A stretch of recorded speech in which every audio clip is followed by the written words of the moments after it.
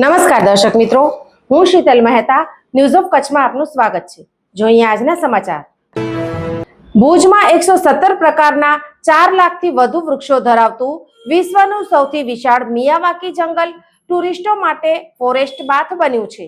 જુઓ ખાસ અહેવાલ। ફોરેસ્ટ બાથ એક જાપાની થેરાપી છે જે 1980માં શારીરિક અને મનોવૈજ્ઞાનિક વ્યાયામના રૂપમાં ઉભરી હતી, જેને જાપાનમાં શિનિરિન યોકુના નામથી ઓળખવામાં આવે છે, જેમાં વૃક્ષોની વચ્ચે શાંત અને સ્થિર રહીને આસપાસની પ્રકૃતિને ઊંડાણપૂર્વક શ્વાસ લેતા જોવાની પ્રક્રિયા છે, જે નાના મોટા સૌને તણાવ મુક્ત કરવા તથા પ્રાકૃતિક રીતે સ્વાસ્થ્ય અને માનસિક શાંતિને વધારવામાં મદદ કરે છે। આ થેરાપી હવે વિશ્વભરમાં ગ્લોબલ વેલનેસનો એક મહત્વનો ભાગ બની ગઈ છે, ત્યારે આ ગ્લોબલ વેલનેસનો આહલાદક અનુભવ હવે કચ્છમાં પણ કરી શકાય છે। એક સમયે રેતાળ અને સૂકા મલક ગણાતા કચ્છમાં જ્યાં ગાંડા બાવળની ઝાડી સિવાય કંઈ ન હતું, ત્યાં હવે જિલ્લાના ભુજમાં ઇકો વન ઊભું થતાં હજારો કચ્છવાસીઓ તથા પ્રવાસીઓ અહીં ફોરેસ્ટ બાથની મજા લઈ રહ્યા છે। હા, આપણે વાત કરી રહ્યા છીએ વિશ્વના સૌથી વિશાળ મિયાવાકી વનની, જે ભુજ ખાતે ભુજિયા ડુંગરની ગોદમાં આકાર પામ્યું છે। એક સમયે જ્યાં ખડકાળ કાળા ડિબાંગ પથ્થરો હતા, ત્યાં વડાપ્રધાનના વિઝન થકી મિયાવાકી પદ્ધતિથી લાખો વૃક્ષો લહેરાઈ રહ્યા છે। આજે આ વન સ્થાનિક તથા વિશ્વભરના પ્રવાસીઓ અને પ્રકૃતિ પ્રેમીઓ માટે ફોરેસ્ટ બાથનું હબ બન્યું છે। અહીં વૃક્ષો, પશુ, પક્ષી અને માનવીય સંવેદનાનો અનેરો તાલમેલ જોવા મળે છે।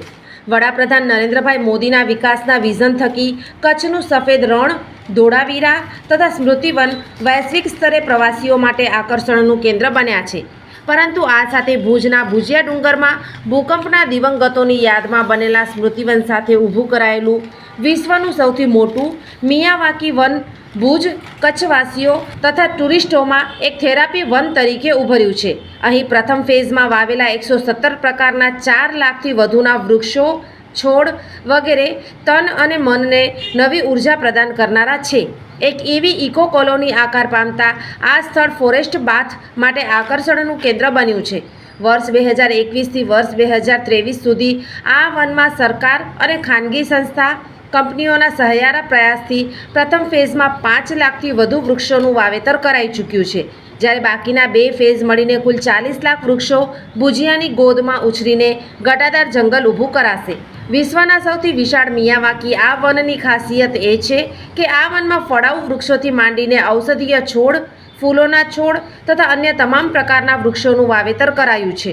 કુલ મળીને 117 પ્રકારના વૃક્ષોની જાતનો ઉછેર કરવામાં આવી રહ્યો છે, જેમાં આમળા, નાગચંપા, સપ્તપર્ણી, ગુલમહોર, બ્લેક જામુન, સેતુર, શરૂ, ગરમાળો, કંદમ, સીસમ, ખાટી આંબલી, બેહડા, નીમ, પેરુ, મેંગો, બાંબુ, સીતાફળ, દાડમ, કરંજ, બંગાળી બાવળ, સરગવો, કાજુ, બદામ, રાયણ, સિંદૂર, પારિજાત, લીંબુ, પલાશ, બિલ્વપત્ર, અર્જુન, મહોંગની, રામફળ, લક્ષ્મણફળ, લેમનગ્રાસ, જેકફ્રૂટ, પીપળો, મલબાર નીમ, રુદ્રાક્ષ વગેરે પ્રકારના વૃક્ષો હાલ મિયાવાકી વનની શોભા વધારી રહ્યા છે।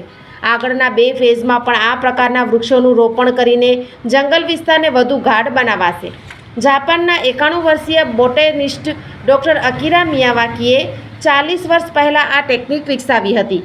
આ ટેકનિકની મદદથી વિશ્વના અનેક દેશમાં વન ઊભા કરાયા છે, ત્યારે સરહદી કચ્છમાં પણ પર્યાવરણને અનુકૂળ સ્થિતિ ઊભી કરવા વડાપ્રધાને ભુજ સ્મૃતિવન ખાતે મિયાવાકી વન ઊભું કરવાની વિચારણા કરી હતી, જેના પરિણામે આજે અહીં 4 લાખથી વધુ વૃક્ષો લહેરાઈ રહ્યા છે અને હજુ પણ ડુંગરાળ વિસ્તારમાં ગાઢ વન બનાવવાની પ્રક્રિયા ચાલુમાં છે। આ અંગે ભુજિયાની ગોદમાં મિયાવાકી જંગલ તૈયાર કરનાર ડૉક્ટર R.K. નૈયર જણાવે છે કે 1.5 વર્ષમાં આ વન તૈયાર થયા બાદ અહીંના વિસ્તારમાં 6 થી 7 ડિગ્રી તાપમાન ઓછું જોવા મળે છે।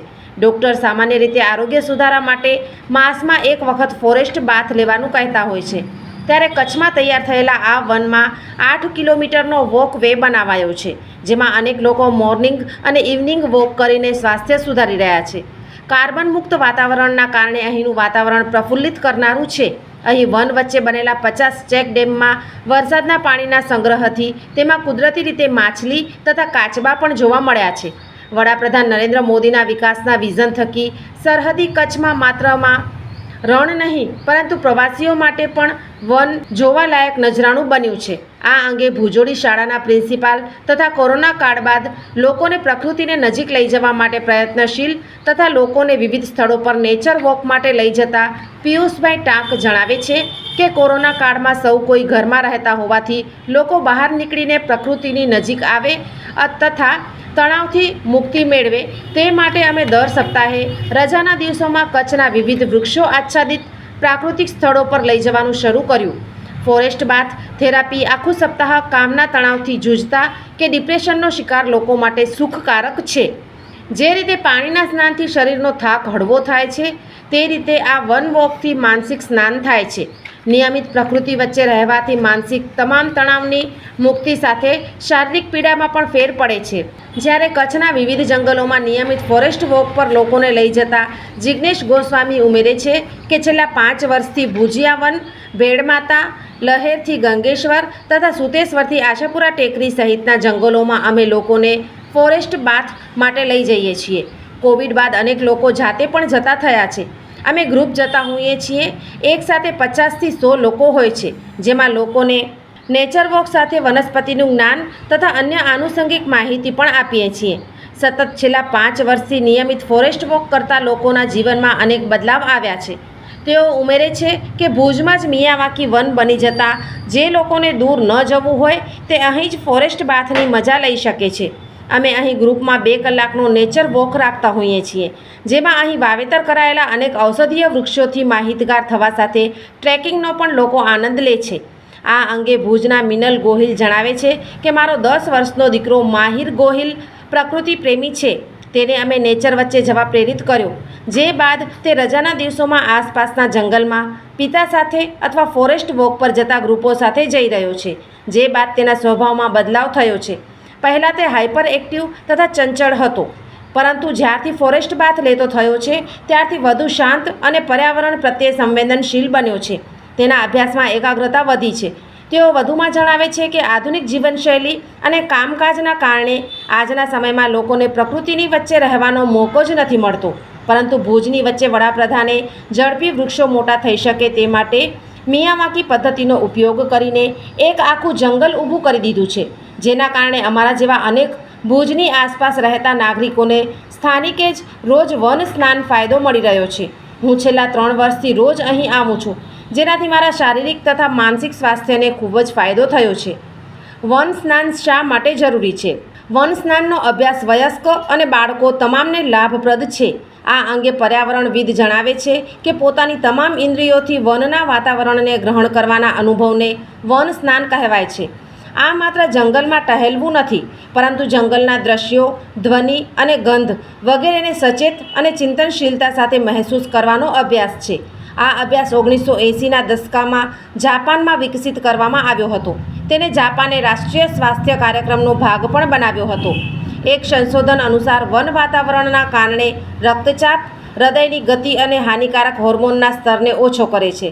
ફોરેસ્ટ બાથ પ્રકૃતિ દ્વારા આપવામાં આવેલો ઉપહાર છે.